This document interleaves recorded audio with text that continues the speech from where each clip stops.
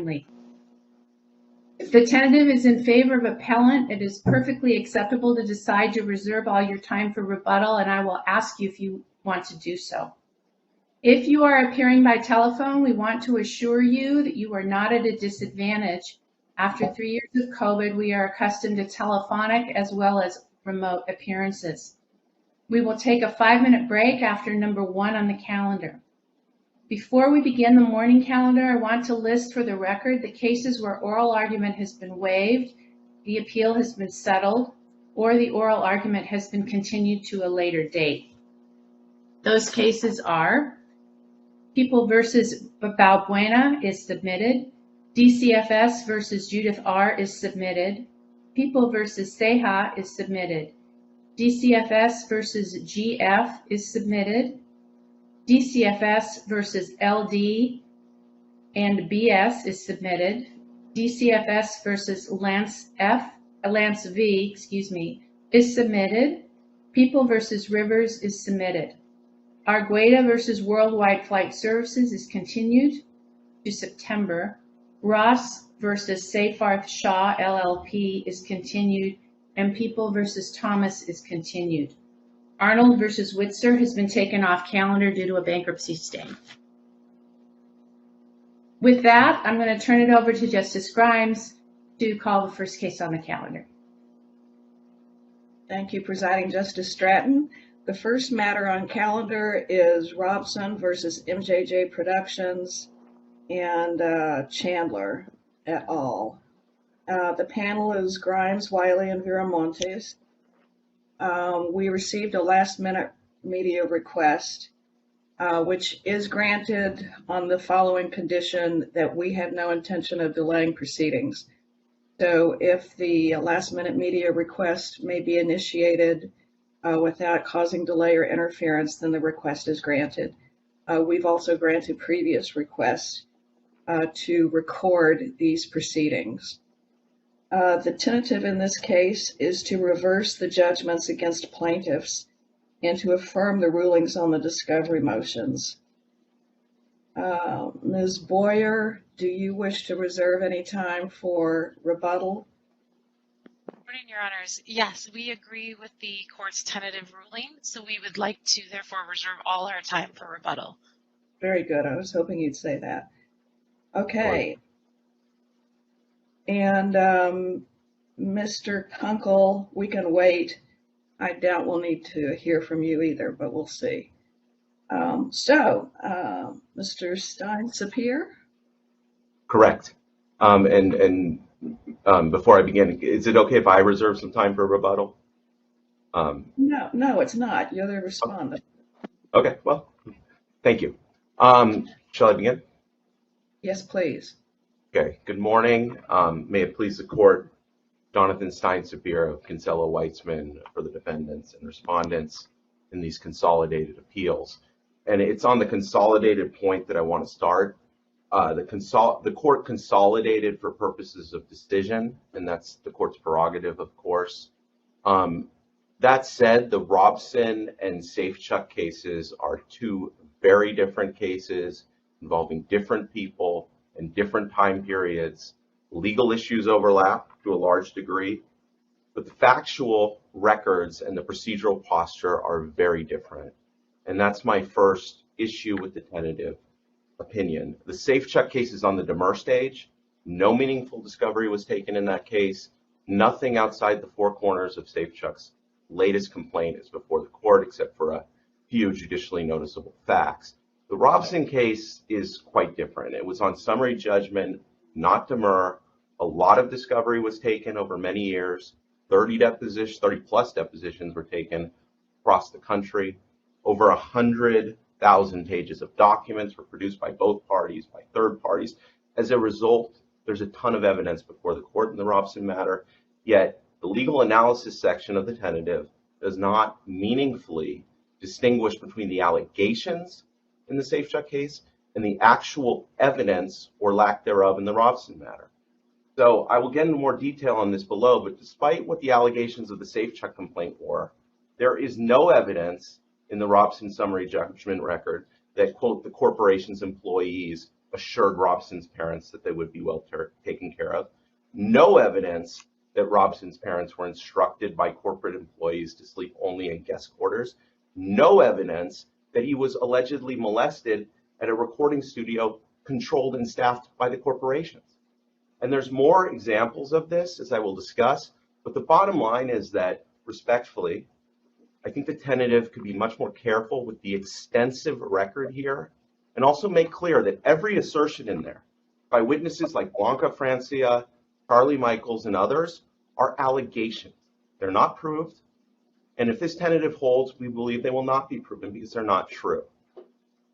With that, I do want to turn to duty, and I'm going to get into the special relationship, but first I want to talk about the specific duties that are proffered here. Now, for two claims, that's easy.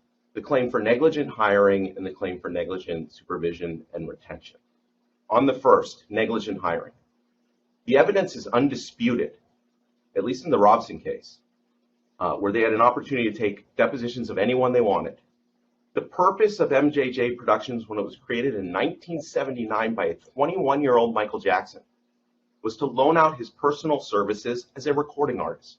That's volume 6 of the Robson redacted appendix at 33 to 37. It's also undisputed, again, at least in the Robson case, that the purpose of MJJ Ventures when it was founded in 1991 was to loan out Michael's personal services as a partner with Sony and a media company and record label. Volume 6, Robson redacted appendix 33, 39. Now, in what world was Michael Jackson, 21-year-old, sole shareholder and sole director of these corporations when they were created, under a legal duty not to hire himself?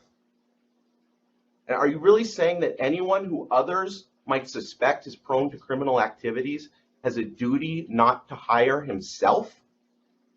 Is someone... No, I don't think we said that. That is exactly what was said, Your Honor, with all due respect. The discussion of negligent hiring, well, there's almost no analysis of it, with all due respect. It's a half page of analysis on page 28. And Judge Beckloff and Judge Young, on different occasions, grappled with this and said exactly what I'm saying. This tentative just does not respond to that. And again, what if you're saying that any person who might suspect that they're prone to criminal activities has a duty not to hire himself? No, we did not say that, and we do not intend to say that, and I don't even follow the logic. I don't follow the logic either, Justice Grimes, but if you look at page 28 of the tentative, with all due respect... I've read it, and I did not say that. Well, then I don't understand how a negligent hiring action can possibly be sustained. You're saying that Michael Jackson had a duty not to hire himself. No, I'm not. Would you like to move on? Well, I will absolutely move on, but I will say that Judge Beckloff and Judge Young both grappled with this issue, analyzed it, and we got a half a page of analysis in response. Almost precisely the same thing can be said about negligent supervision and negligent retention. Your Honor, you gave us a half a page of analysis on this, and you're saying that Michael Jackson was under a duty to fire himself? Again, I don't understand the logic there. And maybe you need to clarify, but a negligent hiring claim is that someone was negligently hired. They should not have been hired. Okay, Michael Jackson was hired by Michael Jackson in 1979 and in 1991. He was the sole director, sole shareholder of this company. So at least on those claims, I don't see in what world how they get past demur, let alone summary judgment, as two learned trial judges found. But turning to the more general negligence claims and the negligence-based duties, and this relates to the letter with supplemental authority we sent to the court a few weeks back on July 13th. Citing this division's decision in Romero versus the Rams from April of this year. The tentative in this case says on the second page that these corporations had an affirmative duty to protect children. Fair enough, I will talk about special relationship, but I want to talk about the duties first. In Romero, there was no doubt that there was a duty to protect, generally. But as the court pointed out, quoting our Supreme Court, in a case that we cited in our briefs, but that's not cited in the tentative, the decisions Castaneda versus Ulster, it says the scope of a duty to protect is a question of law. And this division noted that the analysis of duty requires the court in each case, whether trial or appellate, to identify the specific action or actions the plaintiff claims the defendant had a duty to undertake. That frames the issue for the court's analysis. That's in Romero at page 569. It's quoting Castaneda versus Ulster, again, a case we've cited repeatedly, 41 Cal 4th, 1241. And Romero, or in Castaneda, after they defined the specific duty to protect, in that case it was not to rent to gang members, do they then go through the Rowland analysis? And in Romero, after the court defines the specific duties, which is to provide more security, to provide radios to security guards, then they go on to do the specific analysis of causation. And by the way, this is what happens in cases involving alleged child molestation as well. Cases we cited that both Judge Young and Judge Becklock cited that the tentative does not address. So, for example, Doe versus Youth Soccer, 8 Calap 5th, 1118, cited repeatedly in our briefs. The court agrees in youth soccer that there was a special relationship and a duty to protect underage players for soccer league. However, it then conducts separate Rowland analyses on the two specifically proffered duties. Or in the words of Castaneda or this division in Romero, it analyzed the specific acts or acts that the league had a duty to undertake. One proffered duty was performing background checks of coaches, and the court agrees Rowland compels that duty. But in the other proffered duty, a duty to train or warn, the court finds that Rowland does not compel such a duty, just as the trial judges found here, based on that very case. Yet the court does not address it. Now, this court seems to assert that what the duties are, the closest it comes, is at page 25, when it says that employees or directors, and I take issue with directors because there was only one director, Michael Jackson, until June 1994, but we'll set that aside. But employees or directors should have, 1, issued warnings, 2, gone to the police, or 3, confronted Michael Jackson. Okay, and I want to talk about these duties. Saying that employees here had a duty to warn, go to the police, seemingly turns any person who comes into contact with a child and reasonably suspects abuse into a mandatory reporter. The state has a mandatory reporting statute, as does every single other state, I believe. Statutes are balances of many interests.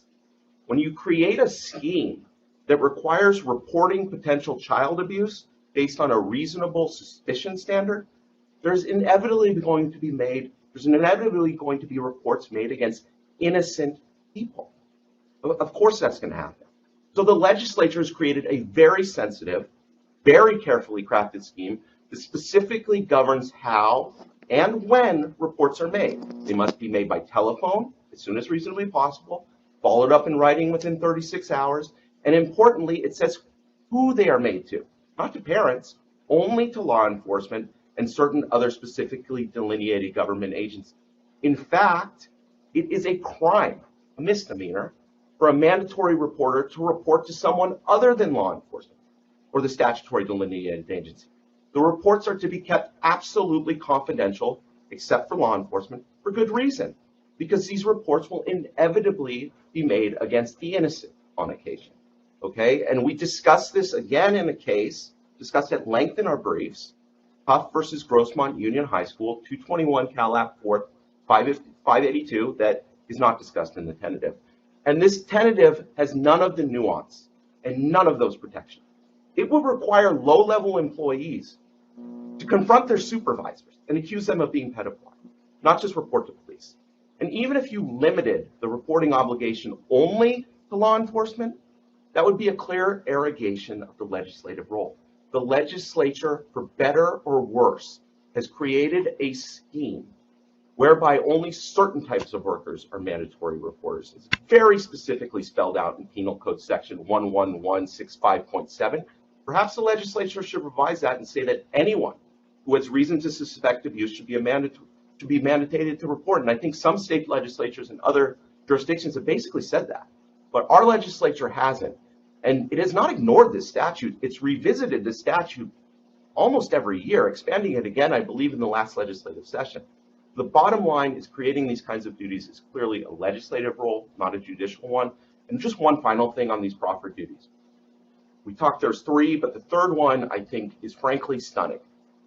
You are saying that as a matter of law, low-level employees need to confront their supervisors if they suspect he's a pedophile and accuse him or her of being a pedophile.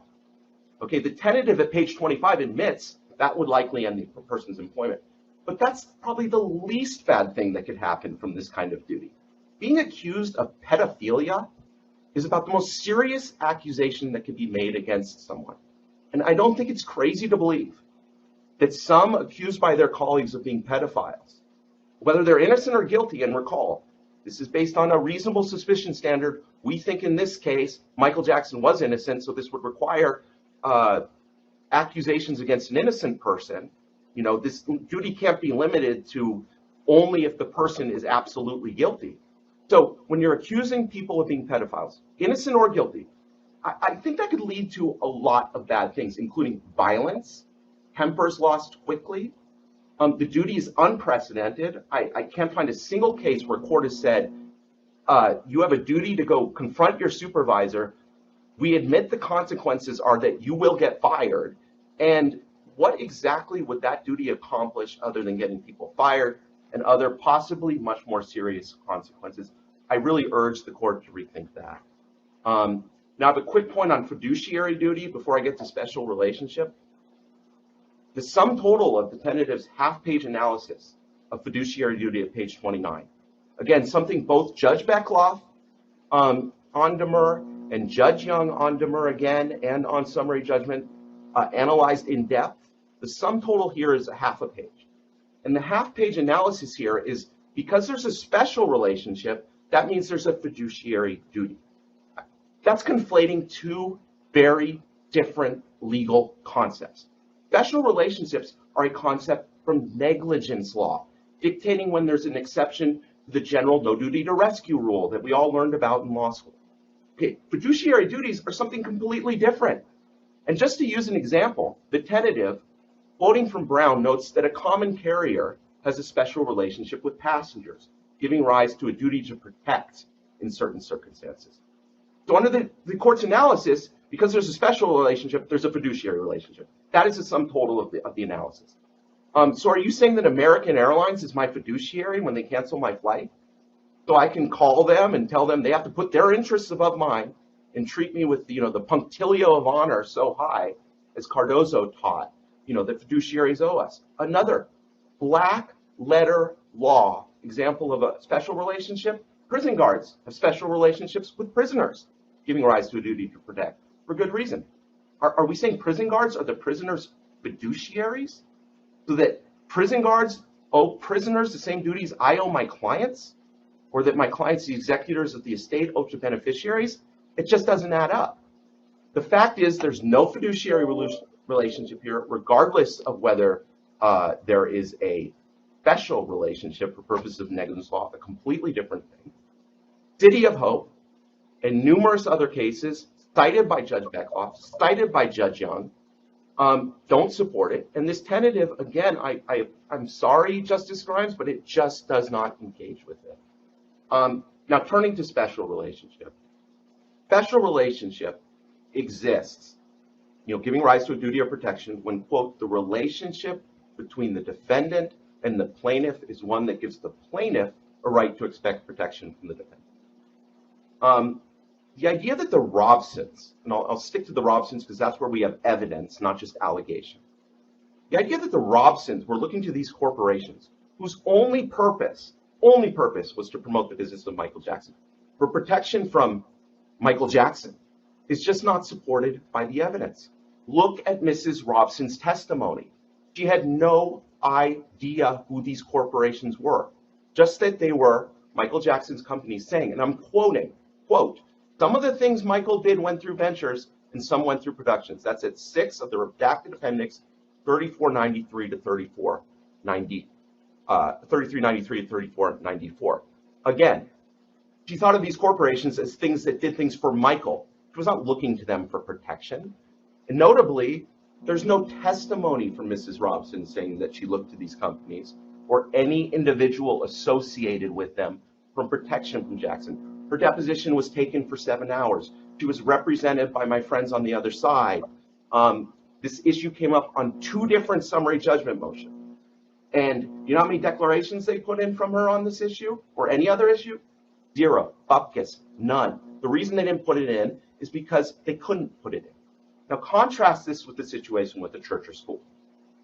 The paradigm special relationship in this area. A child comes into contact with an abusive priest or an abusive teacher because of the fact that they're employed by the church or school.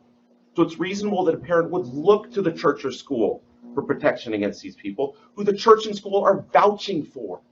That's not the case here. The Robsons came into contact with the corporations only after they formed a friendship with Michael Jackson. They were not looking to Michael Jackson's for companies for protection from Michael Jackson. And again, I sound like a broken record, but there's no evidence. This is summary judgment, not demur, that they did. The evidence and the record is to the contrary, as the cited testimony from Mrs. Robson shows. Now, getting more specifically into the special relationship, this court lists, I think, 5 factors, pages 20 to 21, as to why it finds a special relationship. First of all, 2 of them, at least as to Robson, are contrary to the evidence. Okay, the court says that employees assured the parents that they would be well taken care of. That's wrong, as to Robson. There's no evidence of it, not supported by a shred of evidence as it relates to Mrs. Robson. None. She testified for 7 hours. I just said it all. She never put in a declaration about this. This is just made up. Okay, you're treating an allegation in a brief as evidence, and I would refer to pages 47 and 48 of our brief in the Robson matter, which goes through this and explains in depth that there's no evidence of this. All she could have said is, hey, I looked to these or someone from the corporations assured me they would be safe with Michael. She never said that, and I'll tell you why she didn't say it. It never happened. Again, this is summary judgment. 2 very good judges looked at this and said there was no evidence. Okay, the court also says there was a special relationship because molestation occurred in a, quote, recording studio that was run and staffed by the corporation's employees. Just wrong. Again, there's no evidence of this at all. Robson does assert he was molested in a recording studio called Record One. There's no evidence that Record One was owned or run and staffed by the corporations. It's no surprise. It wasn't. Record One is an independent record studio in the Valley. Okay? Michael sometimes recorded in that record studio, as did tons of other artists, but it was not staffed by these corporations. It was not owned by these corporations. It had its own staff. Again, the tentative is taking assertions in a brief as evidence on summary judgment. 2 different judges grappled with these records for years, and they looked at the records. They didn't just accept assertions from a complaint as evidence. So let's look at the other factors, and I'm keeping a watch on my time. But the tentative says that Robson was a young child, of course he was, who is by definition vulnerable and dependent on adults who take care of him and supervise him, and that Robson was in the care or supervision of the corporation's employees, including at locations staffed by those employees. The contention that Robson was in the corporation's custody, something that, again, both Judge Young and Judge Beckloff on separate occasions rejected based on the evidence, not allegations, but saying that they were in his custody because a housekeeper cleaned up Jackson's room and that drivers drove Robson and his family is a stretch too far. And the court's decision here is clearly contrary to the 4th District's decision in Eric J. versus Betty M. 76 Cal App 4715, which we cited repeatedly in our briefs, as did, and I sound like a broken record, the 2 different trial judges in their rulings. Yet this tentative doesn't even grapple with it. The only special relationship cases this tentative talks about are non-child molestation cases. And by that case, and I just want to talk about that case because it's pretty, it's pretty out there as far as what they hold. In that case, a man was a convicted serial child molester. Michael was never convicted of anything, by the way. His parents were specifically told, this man's parents were told by his parole officer that he would likely molest again. The man then shows up at his parents' house with his new girlfriend and her young son, and they stay overnight on several occasions. And the parents never warned the woman about the risk of molestation of her son. Okay, and of course, we know what's happened. The child was molested in the parents' house. Okay. The Fourth District says there's no duty to report or warn because there's no special relationship, despite the fact that the child was staying at the house of the parents with every reason to believe the child will be molested. This is a case that has, again, been cited repeatedly by us in the trial courts below, and I think it needs to be grappled with. Turning to the issue of employment, which is the final reason you found a special relationship, it's important to remember that Robson's employment relationship was limited to appearing in 3 music videos in late 1991 and 1992, and he's never contended he was abused in connection with those videos. Again, not surprising because Mrs. Robson testified that Michael wasn't even at a couple of those music videos. The tentative does say at page 12 that Robson was an employee of the corporation and as such performed alongside Jackson in commercials and photo shoots. False. Robson never performed in commercials or took part in photo shoots in connection with his employment with the corporations. Commercials and photo shoots were for third parties, Pepsi and LA Gear. In fact, the LA Gear commercial and photo shoot happened before Robson was ever employed by the corporations. All in the record at volume 6 of the redacted appendix, 3718 and 3734, volume 7 of the redacted appendix at 4309 to 4310. The only employment by Robson was in 3 music videos in late 1991 and 1992. And then he was signed to a non-party independent production company that's then signed a record deal with a joint venture record label with MJJ Ventures. And he's never contended ever that there was molestation in connection with recording of his own album. So there just was no other employment contrary to what the tentative asserts. And it's notable that the evidence is undisputed that Robson was never even at Neverland from September 1991 when he first comes to the United States and then is first employed for these music videos until July 1993, until all the music videos are over. Okay, and how do we know that he was never at Neverland during that period? The testimony of Joy Robson, volume 9 of the appendix, the redacted appendix 6904, just before the allegations against Jackson were made public. And we know this from Mrs. Robson's deposition, as I said. This 1993 date is key because of the tentative's very brief and we think erroneous analysis of causation, which says that, well, we don't know what could have happened before 1993, but we know he was never even there at 1993 when he was an employee, before 1993 when he was an employee. Mr. Steinsevier, I just want to let you know you've got less than a minute remaining. And thank you, Justice Grimes, and I'll just wrap up with this. Okay. So there's no evidence of abuse during the limited period that Robson was employed. The employment relationship is the key to the special relationship. The evidence is undisputed that there was no molestation in connection with the employment. Robson was never even at Neverland. And again, I want to close with this. Consolidation in an appeals court, not a trial court, in an appeals court is uniquely within your discretion. We certainly agreed that consolidation for purposes of oral argument was correct, and consolidation for purposes of an opinion, that's fine. I'm not in the business of telling anyone how to write opinions. But the tentative needs to grapple with the record in the Robson case as opposed to the allegations in the Safe Check case. And with that, unless your honors have questions, I would submit. Justice Wiley. Well, actually, I do have a question. Sure. Counsel, can you hear me? I sure can. Thank you. Would you agree that the California Supreme Court thinks the overall mission of tort law is to reduce the social costs of accidents? Absolutely. And it seems to me that these corporations were in an excellent position efficiently to take measures to avoid these alleged injuries. Do you agree? No, I couldn't disagree more. And I think if you look at the record and look at what these corporations did, particularly given that these are Michael Jackson's corporations, there to service Michael Jackson, no. And when you look at the proffered duties that the court's tentative has put forward, none of those duties would prevented anything. We know that people went to the police, and Mrs. Robson was perfectly okay with it.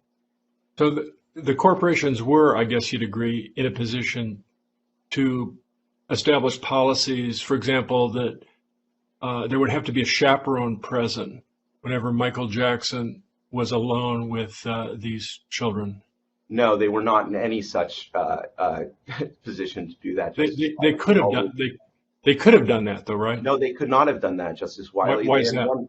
Because they had one shareholder named Michael Jackson, and he couldn't do that. Secondly, this was all happened at Michael Jackson's home, and I don't know about you, Justice Wiley, but companies I had to work for are not allowed to tell me who I'm allowed to be with in my own home. So you're saying that the corporation couldn't have established an accident prevention rule because its shareholder was the very problem? Yes and no, but I think again, Yes you're overlooking the fact, Justice Wiley, that this was all in Michael Jackson's homes, as Judge Young and Judge Beckloff said. So you're saying a corporation, my law firm, could tell me whom I'm allowed to be with at my own home?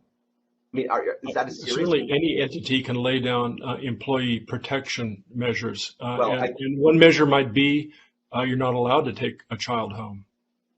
And then what? So let's talk about what would happen. So then they would fire Michael Jackson, okay? And Michael Jackson would still be Michael Jackson, and he would still be able to do what he wants.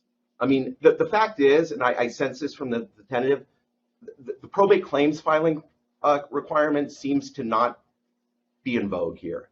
But that's what shuts down this case. Because if Michael Jackson were alive, or if they had filed claims, you would just sue Michael Jackson. We wouldn't be talking about negligence and all this stuff. You'd sue him. The question would be, did he do it? Didn't he do it? It'd be a swearing contest between Wade Robson and Wade Robson.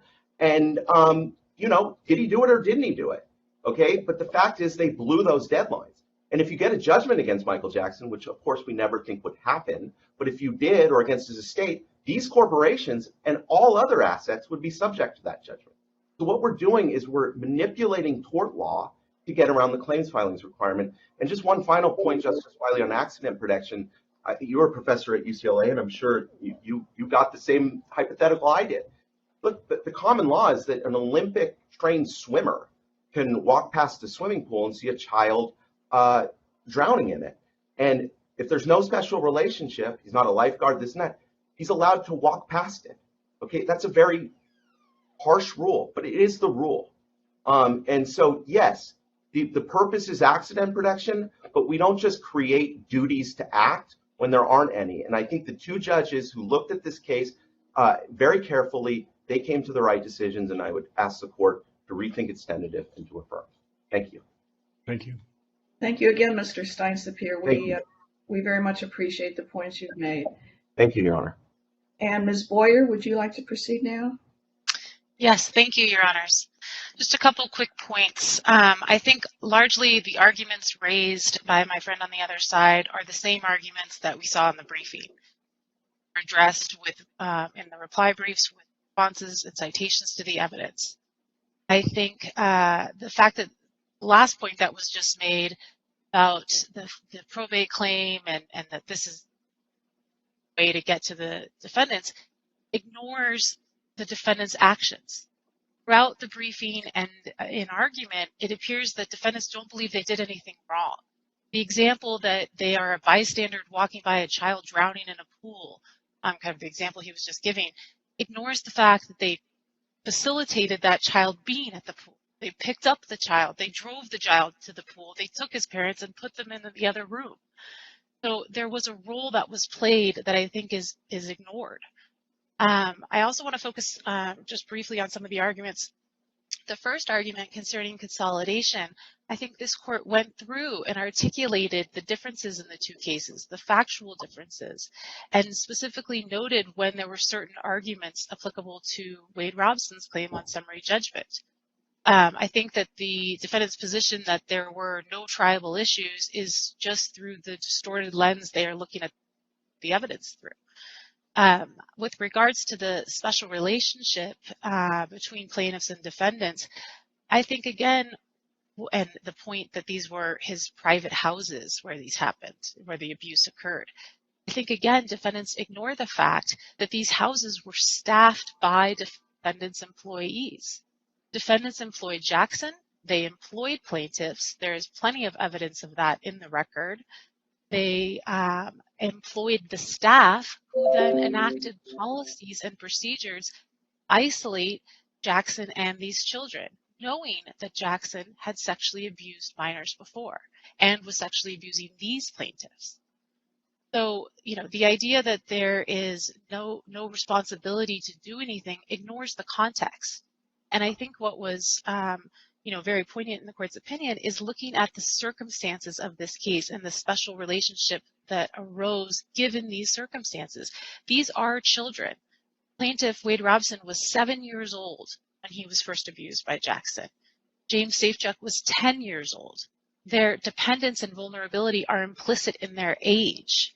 And I think the idea that that the parents somehow, their role in this, disposes of the duty, again ignores the context of how this sexual abuse occurred and the role defendants played in absolutely taking care of plaintiffs while they were within their care and custody, while they were in the car being driven to Jackson's literal doorstep, and then policies to stay away from Jackson and the children.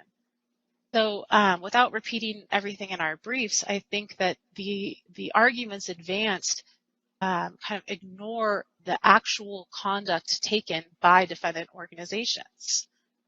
Let's see. And with respect to kind of the going through the duties alleged, the duty that defendants could have done something. Defendants spend time on kind of these hyperbolic concerns about, a low-level employee would then have to, confront a supervisor and what would happen. Well, in cases of an affirmative duty to protect children from sexual abuse, we do require that the employees of the entity take those steps, because at the heart of what we're talking about is the sexual abuse of children, which is something we need to protect against. So, I think in closing, unless the court has questions, I just want to kind of remind the court and, the parties that what we're talking about here as 7 and 10-year-old children who are entirely ill-equipped to protect themselves from sexual abuse by their trusted mentor, Michael Jackson. And they were not even aware that the expressions of love offered by Jackson were indeed torturous forms of sexual abuse that haunted these plaintiffs for the rest of their lives and into adulthood. And plaintiffs were left alone in this lion's den by defendants' employees. I think the court's point in its tentative that these circumstances undoubtedly give rise to a special relationship and affirmative duty to protect and to warn is correct, and we agree with the court's tentative in all those respects. If the court has any questions, otherwise we submit. Thank you, Ms. Boyer. I don't believe we have any questions. And Mr. Kunkel, Ms. Boyer didn't say anything about our tentative ruling in your favor on the discovery order. So do you submit on the tentative? We do, Your Honor. Thank you very much. All right. Thank you, counsel. This is a very difficult case, and we appreciate the gravity with which you've treated all your arguments. This matter is now submitted. And Presiding Justice Stratton will take over the calendar.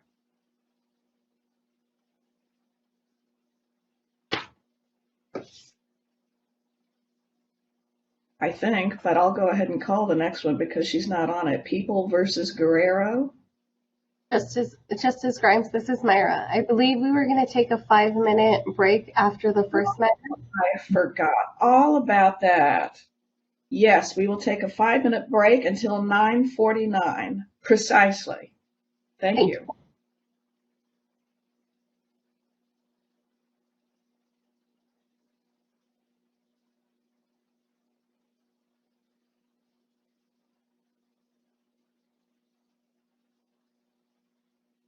Hello, Justice Stratton. We're going to be taking the 5-minute break until 9:49. Okay, great. Thank you.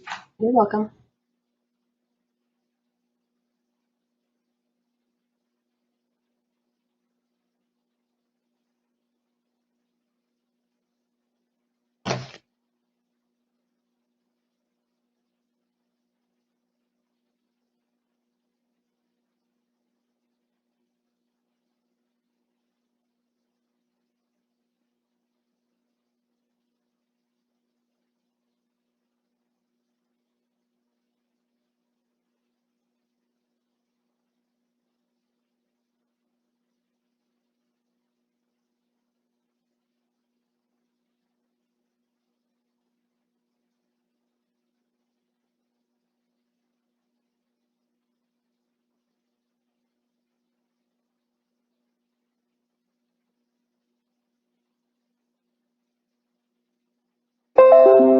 Myra, Yes, I'm here. for some reason, I'm not receiving any video, even though my video's on. Give me 1 second. Thank I you. didn't have my camera turned on. Oh, okay. All right. I thought it was me, so that's fine. No, I believe all the other justices muted their camera and their audio. Okay, great. Thanks. Okay.